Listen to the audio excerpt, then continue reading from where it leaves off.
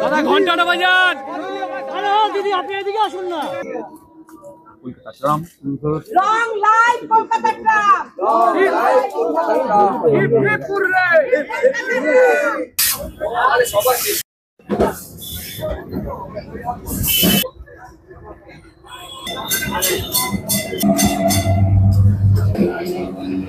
কলকাতার ট্রাম সারা বিশ্বের আরামদায়ক প্লেজেন্ট জার্নি হিসেবে পরিচিত।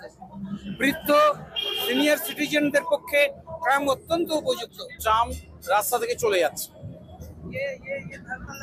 এবার মেট্রো, গাড়ি, অটো এই সবের বৃদ্ধি পেয়েছে, অনেক বৃদ্ধি পেয়েছে। কিন্তু আমাদের যারা সিনিয়র আছেন, যারা লেডিজ আছেন, যারা বাচ্চারা আছেন, যারা স্কুলে যান, তাদের হয়ে গেছে মুশকিল।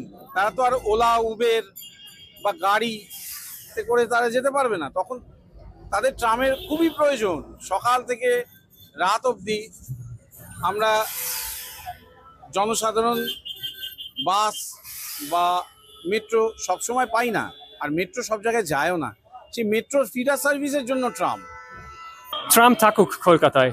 আমাদের 152 বছরের এই ঐতিহ্যকে কখনোই মুছে দেওয়া যাবে না। আমরা প্রত্যেকে মনে প্রাণে বিশ্বাস করি যে ট্রাম থাকবে এবং আছে, ভবিষ্যতেও চলবে। 1953 সাল থেকে আমি কলকাতায় আছি। 1953 সাল আমি যখন কলকাতায় আছি তখন রাস্তা গঙ্গার জল দিয়ে রাস্তা ধোয়া হতো।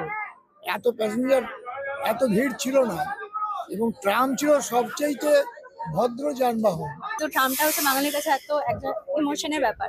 মানে এত বছর ধরে, মানে ছোটবেলায় আমরা ট্রামের গল্প শুনেছি, হ্যাঁ ট্রামে চড়েওছি তখন। কিন্তু এখন যেহেতু মানে ফ্রিকোয়েন্সি এত কম হয়ে গেছে, ওই জন্য লোকজন প্রেফার করছে না। তো আমার মনে হয় যদি ট্রামকে সচল রাখতেই হয় তাহলে ফ্রিকোয়েন্সিটা আরো বাড়ানো উচিত।